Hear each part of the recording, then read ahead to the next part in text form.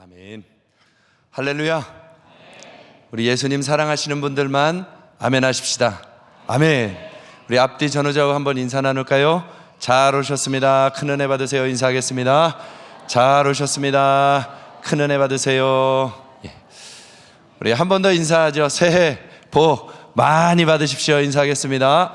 새해 복 많이 받으십시오. 아멘.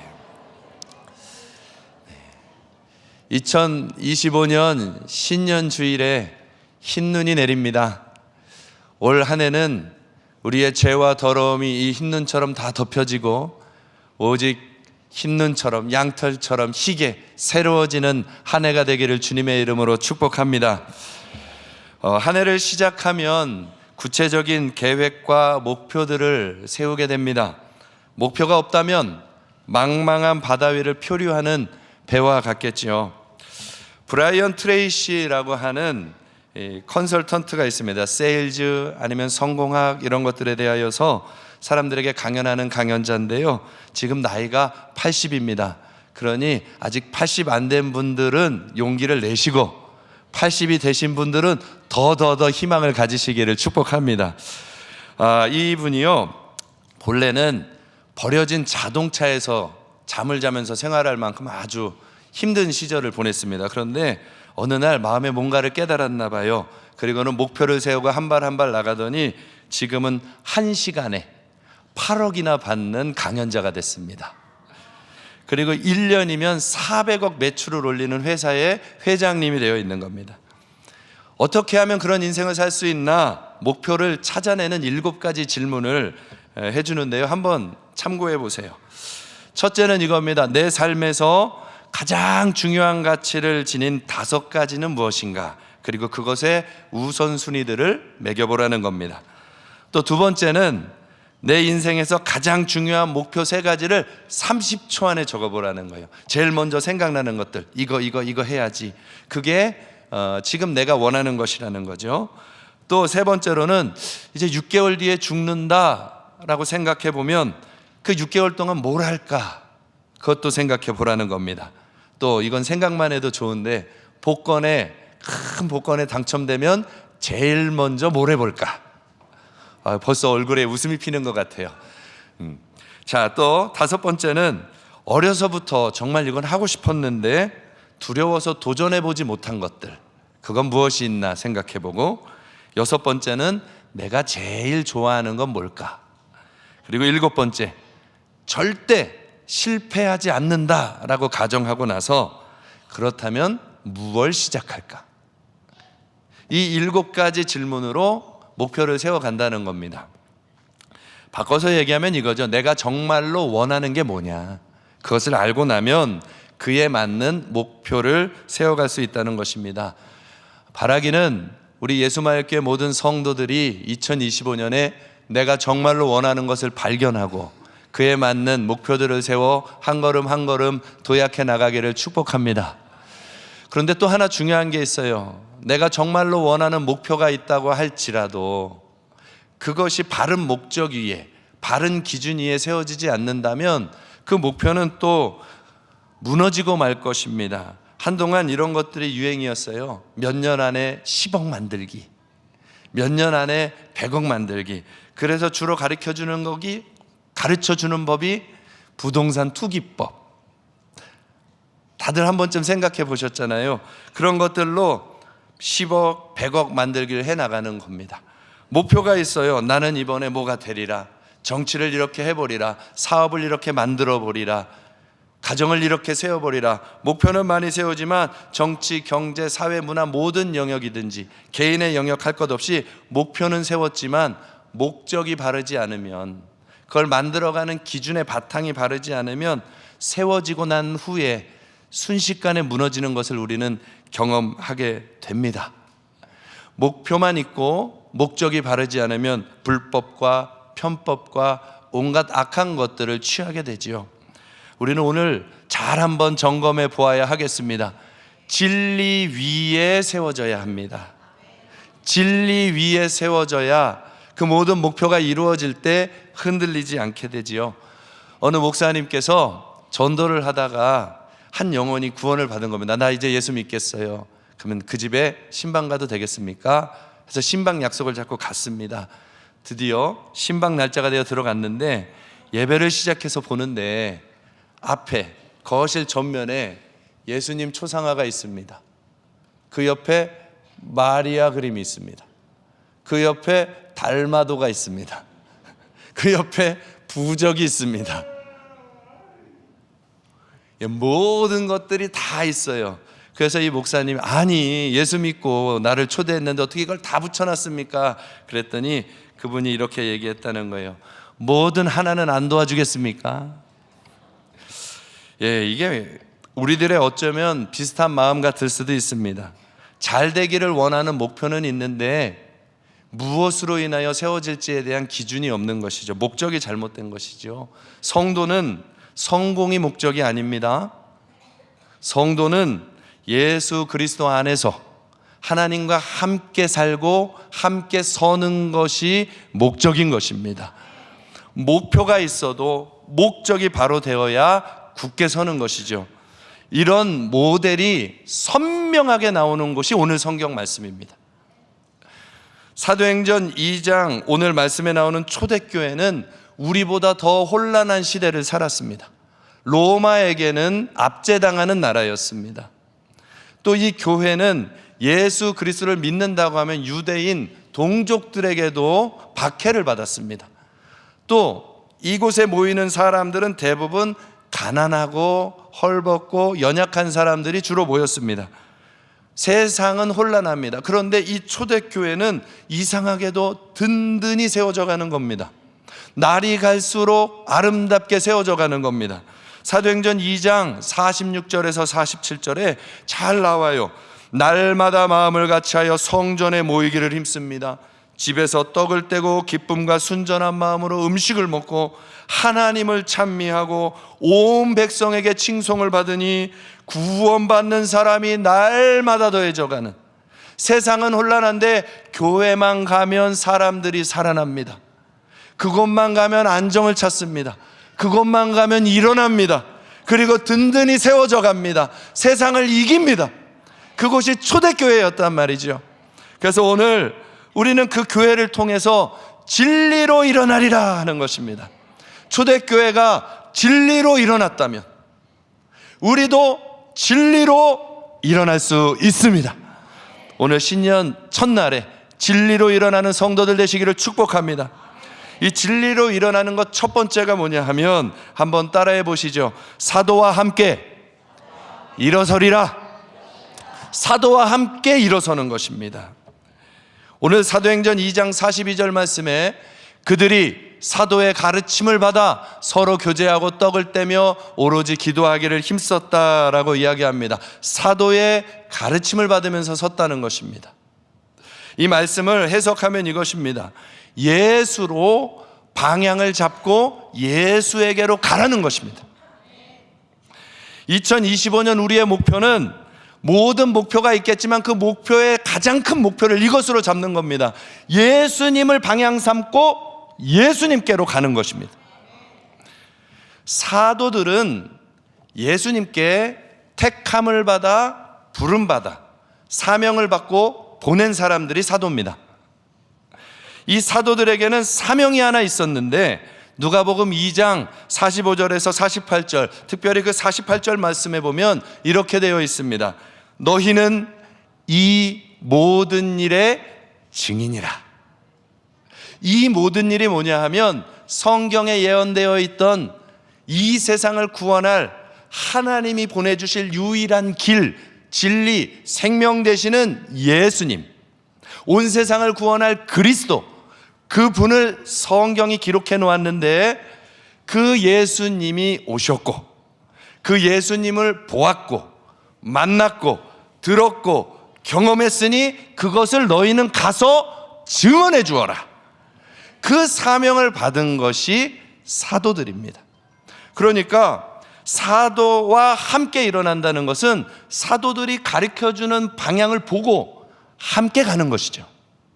이해가 되시죠? 여러분 어디 가다가 길 잃어버리신 적 있으시죠? 어디로 가야 될지 도저히 모르겠어요. 그러면 사람을 붙잡고 물어봅니다. 어디를 가려고 하는데, 예수마을교회 가려고 하는데 어떻게 가야 되죠? 하고 물어보면 그 사람이 이렇게 말합니다. 저쪽으로 해서 오른쪽으로 돌아서 왼편으로 가서 직진을 쭉 해서 계속 손가락으로 가르쳐 줍니다. 그렇죠? 그런데 이상한 거예요. 손가락으로 계속 가르쳐주고 얘기하고 있는데 느낌이 이상해서 봤더니 내 앞에 물어본 사람이 손가락은 안 보고 내 얼굴만 빤히 쳐다보고 있어요. 이상하죠? 바로 그와 같습니다.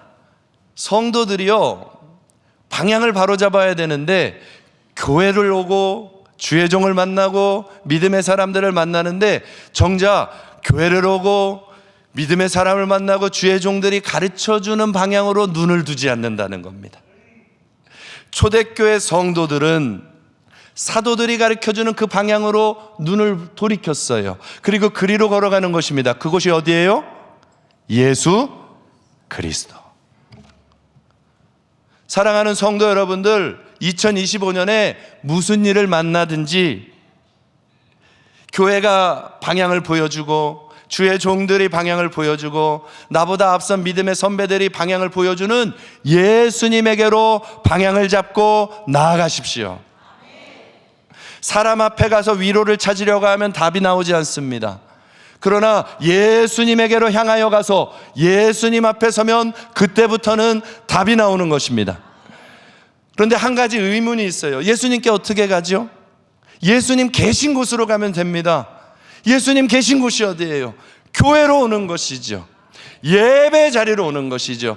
기도의 자리로 나아가는 것이죠. 예수님에게로 가는 것은 예수님이 계신 곳으로 가는 것입니다. 교회에 와서 예배를 드리고 예배를 통하여 주의 말씀을 듣고 기도하며 주님께로 가서 기도하는 자리에 오시는 예수님을 만나게 되는 것.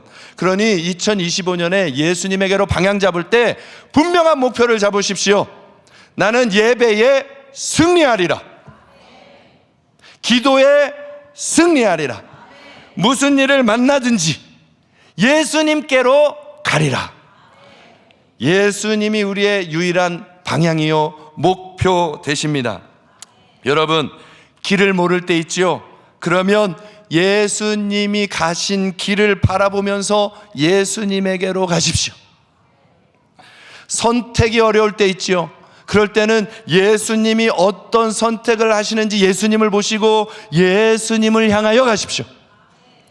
무엇을 해야 될지 모를 때가 있을 겁니다. 그러면 예수님이 하신 일을 보고 예수님께로 가서 예수님과 함께 그 일을 하시면 됩니다. 삶이 지치고 두려울 때 있지요. 때로는 병들고 때로는 가난해지고 때로는 문제를 만나고 답답할 때가 있습니다. 그때는 예수님이 십자가 위에서 무슨 일을 이루셨는지를 보고 예수님에게로 가는 것입니다. 내가 채찍에 맞을 때 너희가 나음을 입었다 하셨으니 질병으로 인하여 고통스러우며 예수님에게로 향하여 가십시오. 갑작스러운 고난으로 가난이 찾아왔습니까?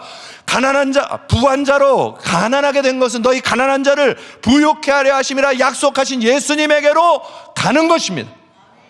모든 문제, 어떤 상황일지라도 예수님을 향하여 가는 것부터 시작하는 겁니다. 가면 될까? 의심하기 전에 먼저 일단 가시라. 예배의 자리로 오시라. 기도의 자리로 오시라. 예수님 앞에 오시라. 사도들은 그 일을 한 거예요. 그 시대를 살아가는 어려운 사람들 다 방황할 때 저쪽 가봐. 예수 그리스도가 길이고 진리고 생명이야. 우리가 먼저 만져봤어. 우리가 먼저 들어봤어. 우리가 먼저 보았어. 우리가 경험했어. 너희들도 예수님에게로 와. 어떤 것이든 모든 문제든 예수 이름으로 일어설 수 있다. 2025년은 예수 그리스도로 방향 삼고 일어서시기를 축복합니다. 고민이 있을 수 있습니다. 갈등이 있을 수도 있어요. 그러나 그럴 때 예수님에게로 우선 가는 것입니다. 목표 두 가지 세웠습니다. 예수님에게로 가는데 첫째 뭡니까? 예배. 예수님 계신 예배로 가는 것입니다. 힘들면 더욱 예배로 나오십시오. 힘들면 더욱 기도로 나오는 겁니다. 두 번째가 기도. 예배와 기도로 나와 주님을 만나십시오. 그렇게 주님에게로 방향을 정하고 사도와 함께 일어서시는 우리 예수말께 모든 성도들 되시기를 주님의 이름으로 축복합니다. 두 번째입니다. 예수님께로 오는 것까지는 잘 왔어요. 그런데 목적이 바뀌어야 돼요. 그래서 두 번째 한번 따라해 보십시다. 가르침을 받아들인다. 사도들의 가르침을 받아들이는 것, 그렇게 해서 일어나는 것입니다. 사도행전 2장 42절 말씀 같이 한번 읽어볼까요? 시작. 그들이 사도의 가르침을 받아 서로 교제하고 떡을 떼며 오로지 기도하기를 힘쓰니라. 아멘. 사도의 가르침을 받아서 움직이기 시작합니다. 가르침을 받아서 움직이기 시작합니다. 이 말씀이 무슨 뜻이냐 하면 예수님을 기준 삼으라는 거예요. 예수님의 가치관으로 살아가라는 것입니다. 목적 바꾸라는 거예요. 목표 예수님께 왔어요. 그러면 예수님께 와서 하나님 나 잘되게 해주세요. 여전히 그 목적이면 안 되죠. 예수님께 와서 이제 예수님 뜻대로 살기 원합니다. 예수님이 말씀하시는 것이 길인 줄 알고 그 생각대로 살겠습니다. 가치관까지 바꾸는 것, 그게 가르침을 받았다는 것입니다. 2025년 예수마을교회는 예수 그리스도의 뜻대로 모든 삶의 목적과 가치관을 바꾸는 은혜가 있기를 축복합니다. 그 위에 든든히 세워질 것입니다. 가르침은 참 중요합니다.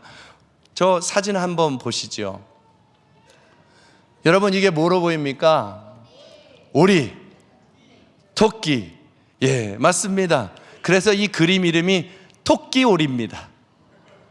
오리도 되고 토끼도 되고. 그런데 오늘 꼬마 아이들도 다 올라왔는데 이제 2살, 3살 이제 막 세상을 보면서 배우는 아이들에게는 저걸 보여주면 그냥 그림이겠죠. 그런데 옆에서 부모가 말합니다. 얘야 이건 오리야. 그러면 그 아이는 오리로 배울 것입니다. 얘야 이건 토끼야. 그러면 토끼로 배울 것입니다. 무슨 얘기를 드리냐 하면 가르침을 받는 것이 그 아이가 세상을 보는 안경이 된다는 것입니다. 우리는 우리가 보는 것으로 생각하는 것 같지만 아니요, 배운 것으로 생각하는 거예요. 그래서 이 시대는 참 중요합니다. 우리나라의 모든 교육은 진화론 위에서 세워져 가고 있거든요. 그러니 그걸로 흐름을 받고 배우는 우리 어린 다음 세대들은 생각하는 사고가 진화론적 사고로 생각할 수밖에 없게 되는 것입니다. 바탕이 그렇게 되는 거예요. 그러니 잘할수록 믿음 갖기 어렵다고 하는 말이 정상인 것입니다. 학교에서 배우는 모든 학업과 모든 것의 기본 베이스가 진화론적 사고이기 때문에 진화론은 말 그대로 학설론에 불과한 것인데 그걸 기초한 학문을 배우고 있으니 아이들이 자랄수록 생각하는 관점이 흐려지는 것입니다. 신학교 공부가 중요하다고 하는 이유도 이 신학은 세상을 보는 눈을 열어주는 것인데 이 신학을 인간적인 생각으로 열고 나면 모든 해석이 글이 될 것 아니겠습니까? 저게 토끼입니까? 오리입니까? 이제 모르겠어요. 토끼도 되고 오리도 되죠. 배운 대로, 영향받은 대로 생각한다는 것입니다. 우리는 이 눈을 사도들의 가르침대로 그 눈을 봐야 돼요. 여러분 아이들 동화 중에 핑크대왕 퍼시라고 하는 동화가 있어요. 이 퍼시는 왕입니다. 그런데 핑크색을 너무 좋아해요. 그래서 세상을 핑크색으로 다 만들고 싶은 겁니다. 자기 궁궐도 핑크색으로 칠하고 모든 걸 핑크색으로 만들어 갑니다. 그런데 궁궐만으로는 안 돼요. 그래서 군대를 동원해서 온 세상을 핑크색으로 만들어라. 들판도 핑크색, 다 핑크색으로 다 만들어 갑니다. 그런데 아무리 만들어도 절대 바뀌지 않는 데가 있어요. 하늘은 아무리 해도 하늘을 핑크색으로 만들 수는 없는 거예요. 그래서 화가 머리끝까지 나서 자기 스승에게 가서 말하는 거죠. 저 하늘을 핑크색으로 만들 수 있는 방법을 만들어내세요. 이 스승이 곡심을 하다가 나중에는 아이디어를 하나 갖게 됩니다. 그리고는 왕이시여, 드디어 끝났습니다. 그리고는 그 물건을 하나 가지고 와서 이제 세상을 보십시오. 하늘이 핑크색으로 변해 있을 것입니다. 그리고 정말로 나가서 봤더니 하늘이 핑크색으로 바뀌어 있는 겁니다. 너무 기쁜 거예요. 뭐가 바뀌었을까요? 안경 하나 바꿔준 거예요. 핑크색 안경. 그걸로 세상을 보니 하늘도 파란 것이죠. 여러분, 우리 관점을 바로 가져야 됩니다. 이 세상의 관점으로 세상을 살면 하나님을 볼 수가 없어요. 명품백 좋아하시죠? 뭐가 명품백입니까? 샤넬 마크, 루이비통 마크 붙어 있으면 명품백입니까? 그거 하늘의 관점 맞습니까? 오늘부터 기준 바로 세우십시오. 명품백은요, 이 성경책이 잘 들어가는 게 명품백입니다. 아무리 큰 성경책이 들어가도 아무리 돌려도 뜯어지지 않고 잘 보관되는 그것이 명품백입니다. 아멘 하세요. 엉뚱한 걸 최고 좋은 가치라고 생각하고 살아가면 계속 방향이 흔들릴 거 아니겠습니까? 아무리 핑크색 안경을 쓰고 하늘을 봐도 하늘색은 바뀌지 않습니다. 그러면 이 동화는 우리에게 너무 중요한 인사이트를 하나 줘요. 하늘의 안경으로 세상을 보기 시작하면 질서가 잡힐 거 아니겠습니까? 삶이 굳건해질 것 아니겠습니까? 하늘에서 이 땅을 바라보시고 이 땅을 구원하러 내려보내신 하나님의 아들 예수 그리스도를 왕으로 모시고 그 눈으로 바라보면 이 세상 든든히 진리 위에 설 수 있지 않겠습니까? 내가 곧 길이요 진리요 생명이니 나로 말미암지 않고는 하나님 아버지께로 갈 자가 없느니라. 하늘로 올라가는 유일한 길은 예수 그리스도십니다. 그러니 그 안경을 쓰는 것이 예수님께 왔어도 나 잘되게 해주세요, 잘되게 해주세요 안경이 아니라 나 예수님의 뜻대로 살게 해주세요. 예수를 안경 써야 되는 것이죠. 그래서 사도들이 가르친 제일 중요한 내용이 뭐냐 하면 첫째가 이것입니다. 예수는 그리스도시다. 예수는 왕이시다. 예수는 구원자시다. 예수는 하나님이시다. 사도들이 가르친 것은 오직 이 하나입니다. 지금 우리의 삶의 왕이 누구십니까? 내가 왕인 삶은 2025년 든든히 설 수 없습니다. 왜냐? 내가 흔들리면 넘어질 것이니까요. 그러나 2025년은 예수님이 왕이 되셨어. 예수님이 우리의 삶의 그리스도로 고백이 되어질 때 그때 주님 위에 세워지는 것입니다. 마태복음 16장 16절 말씀 한번 보시죠. 같이 읽어보겠습니다. 시작. 시몬 베드로가 대답하여 이르되 주는 그리스도시요 살아계신 하나님의 아들이시니이다. 베드로가 이 질문에 세상 사람들이 나를 누구라 하느냐, 부름받은 모든 사람들도 대답을 못할 때 베드로는 제일 먼저 처음으로 예수님을 이렇게 고백합니다. 예수님만 그리스도시요 살아계신 하나님의 아들이십니다. 하나님께서 이 땅에 내려오신 이 세상의 유일한 분이십니다. 베드로만, 사도 수제자 베드로만 처음 이 고백을 하는 것입니다. 그 고백을 들으셨을 때 예수님이 너무 놀라셨어요. 이것을 너에게 알게 하니는 하나님이시다. 그리고는 이렇게 말씀합니다. 18절 말씀 같이 한번 읽어보죠. 시작. 내가 내게 이르노니 너는 베드로라. 잠깐요, 너는 시몬이 아니야, 이제 베드로야. 계속 읽겠습니다. 내가 이 반석 위에 내 교회를 세우리니 음부의 권세가 이기지 못하리라. 아멘. 예수님이 말씀하시는 겁니다. 너 이제 약한 자가 아니라 반석, 베드로 반석이야. 너는 굳건한 바위가 됐어. 뭐 때문에요? 예수를 그리스도로, 예수를 하나님으로 정말로 고백하고 내가 왕이었던 삶에서 예수가 왕인 삶으로 바뀌어지니까 이제 되었어. 기초가 세워졌어. 진리가 세워졌어. 이 위에 무엇이든지 내가 세울 텐데 음부의 권세가 이기지 못하리라. 마귀도 이기지 못하리라. 지옥도 이기지 못하리라. 우리 예수마을교회는 진리 위에 서기를 원합니다. 진리 대신 예수 그리스도 위에 서는, 예수만 왕으로 가치관되는 주님의 교회 되기를 축복합니다. 두 번째는, 사도들이 가르쳐준 두 번째는 예수를 왕으로 고백하는 것 이외에 하나가 더 있어요. 예수를 왕으로 모신 사람들은 어떻게 살아가느냐, 그걸 또 가르쳐 주는 거예요. 믿음으로 사는 법을 가르쳐 주시는 거예요. 하나님의 자녀, 예수를 왕으로 모신 사람들은 이 세상을 어떻게 살아갈 것이냐, 그리고 예수님께 배운 것을 그들에게 가르쳐 주는 것이죠. 초대교회는 사도들의 가르침을 받아 예수님이 가르쳐 준 삶을 그대로 살아갔습니다. 흔히들 사람들이 예수 믿으면 약하다고 해요. 좀 바보같이 산다고 생각해요. 그런데 그렇지 않습니다. 여러분, 예수 믿는 것이 정말로 강하고 세상을 이기는 것입니다. 말씀 한번 보시죠. 사도행전 2장 44절에서 47절 말씀입니다. 제가 한번 읽어보죠.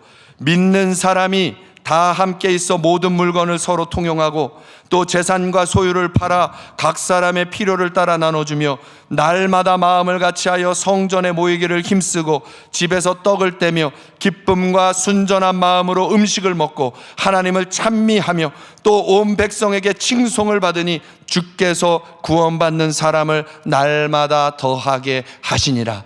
아멘. 지금 초대교회가 살아간 이 방법은 예수님이 가르쳐 주신 방법입니다. 이 방법으로 살아가는 그들을 온 세상이 칭송하며 세상의 법으로도 막을 수 없는 길을 가게 합니다. 여러분, 믿는 사람이 자기의 모든 물건을 다 나누어서 통용합니다. 네 것 내 것이 없어지기 시작했습니다. 그러라 그럴까 봐 얼굴이 영하 18도로 떨어지는 것 같아요. 재산과 소유 다 팔아서 각 사람의 필요를 따라 나눠주었답니다. 이 말씀들을 가벼이 듣지 마십시오. 성경에 있는 그냥 지나가는 지식이 아니라 이건 실제로 이루어질 수 있는 능력의 말씀입니다. 날마다 마음을 같이하여 성전에 모이기를 힘쓰고 집에서 떡을 떼고 그렇게 다 나눠주고 사는데도 기쁨이 넘치는, 마음은 점점 더 거룩해지고 순전해지고 기쁨이 넘치는, 모든 사람에게 칭송을 받으니 계속해서 모여듭니다. 여러분, 이런 세상을 어떤 법을 만들어서 이런 세상을 만들 수 있습니까? 아무리 훌륭한 법을 만들어도 이 세상을 바꿀 수 없어요. 왜요? 좋은 법이 있다 할지라도 그 법을 집행하며 살아가는 사람들이 죄인이고, 결국에는 그 법 꼭대기에 있는 사람들이 자기의 욕심대로 살아가면 다 어그러지고 마는 것이죠. 그런데 법에 접촉도 받지 않는 사람들이 오직 예수님의 법을 따라 자기의 삶을 하나님 앞에, 예수가 왕이시니 왕의 명령을 따라 그분의 가르침을 따라 흘려보내며 산다는 것입니다. 세상을 이기죠. 여러분, 이렇게 사면 가난해질 것 같습니까? 아니요. 주님은 능력이 많으십니다. 초대교회는 다른 성경 더 읽지 않겠지만 가난한 자가 하나도 없었더라 하셨습니다. 오히려 하나님의 법대로 살아가면 그곳에 주님이 주시는 풍요가 옵니다. 주님이 주시는 사랑이 넘칩니다. 기쁨이 넘칩니다. 순전함과 찬송과 칭찬과 부흥과 하나님이 회복하시는 강력한 힘이 그곳을 세워가게 되는 것입니다. 사랑하는 성도 여러분들, 예수님의 가르침대로 살아보기를 원하지 않으십니까? 2025년 진리 위에 세워가십시다. 내 거 하나 더 챙기려고 욕심 부리다가 인생 전체가 무너지는 수가 있습니다. 그러나 주님 뜻을 따라 한 걸음 한 걸음 순종의 걸음을 나가면 하나님이 더해 주시는 은혜가 있습니다. 이런 사람들을 우리는 많이 보고 있어요. 우리 예수마을교회는 이 초대교회의 전통이 흐르는 교회입니다. 제가 굉장히 오랜 시간을 예수마을교회에 있는 줄 알았는데 이제 3개월 됐더라고요. 3개월 됐어요. 엄청 돌아다녔어요. 그랬더니 긴 시간 됐는 줄 알았는데 그렇지 않아요. 그 3개월 동안 제일 많이 한 게 신방이었습니다. 신방을 다니는데요, 이 교회의 역사들을 보지요. 그리고 그 신방 다니는 한 사람 한 사람 중에 늘 동행하는 이가 있는데 디렉터님들이었습니다. 자기 시간을 다 드리고 물질을 다 헌신하면서 달려오시더라고요. 그래서 제가 이렇게 물어봤어요. 아니, 이렇게까지 시간 쓰고 이렇게까지 물질 쓰면 가정이 세워집니까? 괜찮아요? 그랬더니 저를 약간 이상하게 보시더니 이래요. 아니, 그렇지 않고 예수 믿는 방법도 있습니까?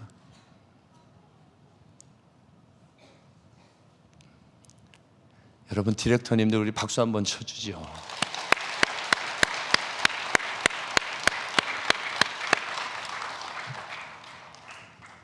그렇게 하지 않고 자기 삶을 드리지 않고 자기 것을 십자가 앞에 내어놓지 않고 섬기는 방법이 있습니까? 그렇게 디렉터를 할 수 있습니까? 그러면서 오히려 나한테 반문을 하시더라고요. 부끄러워서 말을 그 다음에 안 했습니다. 여러분, 성경에 있는 말씀은 지나가는 지식이 아닙니다. 지금 우리 곁에 누군가가 지금 자기를 드리며 예수님의 가치를 따라 생명 걸고 걸어가고 있습니다. 그러면 그 디렉터님들, 우리 목자들, 그렇게 섬기는 헌신자들, 그들은 또 어디서부터 나왔겠습니까? 주를 위하여 생명 다해 달려가는 주의 종에게서 받은 것이죠. 그러면 그분은 또 어디서 받았겠습니까? 예수 그리스도의 십자가의 가치로 주 앞에 서니 그것이 흘러가서 오늘의 예수마을교회가 이루어지는 거 아니겠습니까? 그러면 다시 시작하는 것이죠. 진리로 예수를 왕으로 모시고 주님이 원하시는 대로, 주님의 방법대로, 주님의 가르침을 따라 한 걸음 한 걸음 그 목적대로 세워져 간다면 이 교회 진리 위에 든든히 세워져 갈 것입니다. 음부의 권세가 이기지 못할 만큼 완벽하게 세워져 갈 것입니다. 2025년은 진리로 일어서리라. 진리 위에 일어서게 될 것입니다. 그래도 어렵죠? 도대체 예수를 따라가면, 예수를 생각하는 게 어떤 걸까? 그래서 마지막으로 이야기 하나 말씀드리면서 오늘 예배 마치려고 합니다. 제가 고등학교 3학년 때 예수님을 만나고 저와 한 친구가 예수님을 뜨겁게 만났습니다. 그리고 나서 정말 열심을 다해서 가는데 그해 12월 달에 문학의 밤이라는 걸 하잖아요, 교회들. 그때 성극 한 편을 올린 거예요. 근데 그 성극 내용이 뭐였냐면 일제시대 때 신사참배에 대한 얘기였습니다. 한 목사님은 신사참배를 하지 않아서 감옥에 와 있었고, 이제 새롭게 들어온 또 한 명의 목사님도 신사참배를 하지 않아서 들어왔습니다. 그런데 이 먼저 들어온 사람은 고아들을 보살피면서 교회를 하던 사람이었습니다. 근데 이 사람이 신사참배를 하지 않고 이 감옥에 들어와 있으니 너무 걱정이 되는 거지요. 근데 새롭게 들어온 그 목사가 이야기를 하는 겁니다. 혹시 그 고아원 소식을 좀 들었습니까? 그랬더니 소식을 얘기해 줘. 그 고아원이요, 목사가 잡혀가고 난 이후에 아이들이 밥을 굶고 죽어가고 있더라. 힘들어 하더라. 목사는 신앙을 지키겠다고 그곳으로 갔는데 아이들은 굶어 죽어가더라. 그 이야기를 들으니 그 교회 목사였던 그 목회자가 걱정을 하기 시작합니다. 어떡하지? 내가 여기 있어서 그들이 다 죽나? 내 믿음 지키자고 저 사람들이 다 죽으면 어떡하지? 그러다가 며칠 있다가 그 사람이 사라졌어요. 신사참배를 하고 고아원을 가서 그 아이들을 돌보기로 하고 간 것입니다. 그리고 나서 그 선거는 이렇게 끝납니다. 이 목회자가 다시 물어보면 그 사람은 그래서 어떻게 됐대? 그때 그렇게 신사참배하고 난 이후에 사람들에게 손가락질을 당하면서 우상숭배한 사람이야. 그 손가락질을 당하면서 숨어서 그 아들을 돌보며 살아갔다. 그러면서 여운을 남기면서 끝냈습니다. 엄청 감동적이죠. 근데 그때 같이 은혜를 받았던 저와 그 친구가 논쟁이 생긴 겁니다. 야, 이게 맞는 거냐? 인간적으로 생각하면 너무나 맞죠. 그게 십자가 지는 것 같죠. 그런데 우리 둘은 의문이 생겼어요. 야, 이게 맞는 거냐? 답이 잘 안 나와요. 그래서 그 성극을 하라고 하신 전도사님에게 갔습니다. 전도사님, 이거 어떻게 해석해야 돼요? 이거 맞는 거예요? 그때 전도사님이 이렇게 얘기하셨어요. 둘 다 맞아. 더 어려워졌어요. 아마 대답을 피하셨겠죠.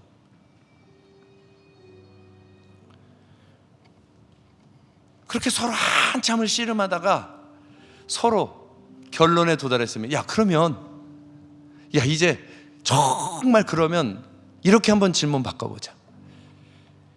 예수님이시라면 어떤 결정하셨겠냐? 여러분 벌써 답 나오셨죠? 예수님은 십자가 지실 때 아직 주님을 깨닫지도 못한 사람들을 수없이 남겨두고도 내가 가서 좀만 더 가르치면 바뀔 텐데, 예수님 그렇게 안 하셨습니다. 하나님의 뜻이 지금 십자가로 가는 것이라면 나는 하나님을 부인하지 않으리라. 저들은 하나님이 약속대로 만들어 내시리라. 예수님은 절대 우상 앞에 고개 숙이지 않을 것입니다. 불의 앞에, 거짓 앞에 인간적인 합리적인 생각으로 타협하지 않을 것입니다. 그걸 자유주의 신학이라고 하는 것입니다. 인간 편에서 사람이 보기에 그럴듯한 기준으로 마치 이것이 길인 것처럼, 그것이 지금 이 나라를 흔들고 있는 것이고 교회를 흔들고 있는 것이고, 그러나 우리 예수마을 교회는 예수님이라면 어떻게 하실까? 예수님에게로 방향을 잡고 예수님의 가르침대로 우상 앞에 무릎 꿇지 않으리라. 예수님은 생각하셨을걸요? 이스라엘 백성 봐라, 광야에 아무것도 없어도 하나님이 만나를 주어서 먹이지 않느냐? 하나님의 능력은 작지 않습니다. 홍해 앞에 선 이스라엘을 봐라, 길이 막힌 것 같아도 하나님이 문을 여시면 길이 열리잖아. 하나님은 책임지실 수 있지. 우리의 눈으로 보기에, 인간적인 눈으로 보기에 이 정도 타협하면 될 것 같다고 하는 그것을 끊어버리십시오. 2025년은 이 씨름을 하는 것입니다. 예수님이시라면 어떻게 살아갈 것인가? 예수님이라면 이때 무엇을 선택하실 것인가? 질문이 어렵습니까? 그러면 예수님은 뭐 하실 거예요?